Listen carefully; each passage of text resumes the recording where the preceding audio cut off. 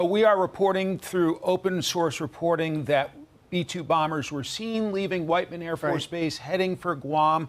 Your reaction to the big, beautiful bird being on the move? We will see what the Commander-in-Chief decides to do, but your thoughts when we see potentially those planes on the move? So Guam is a logical place for the U.S. to launch operations from. But when you look at that number, flying rate, 6,000 miles, that's without refueling.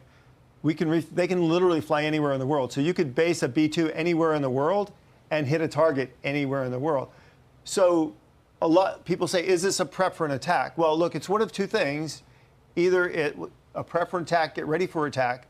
But what it also is something that absolutely scares the living hell out of the Iranians, because every day this is out there, this is the nightmare scenario that they absolutely have to dread. So Trump is actually putting an enormous amount of pressure on this regime just by saying that this option is on the table. Okay, you're an Army man, so let's talk about U.S. forces in the region. Should the United States decide to attack, should the Commander-in-Chief go forward? We have a lot of U.S. military personnel throughout the region, all throughout the region, here in Baghdad, of course.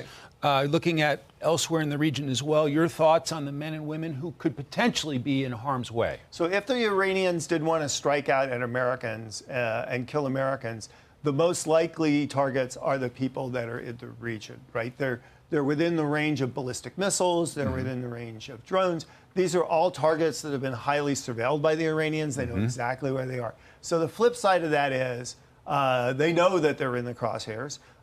We know how to take protective measures. We know how to defend our people.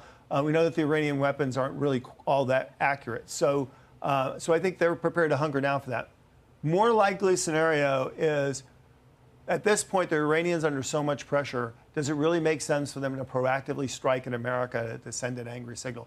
Probably not. So the more likely scenario is if they're hit, if we drop the bunker busters, the Iranians aren't going to fold. They just can't sit there and do nothing. So even symbolically, they're going to want to try to strike at something to show that they can fight back at the Americans. And those are the likely targets they would.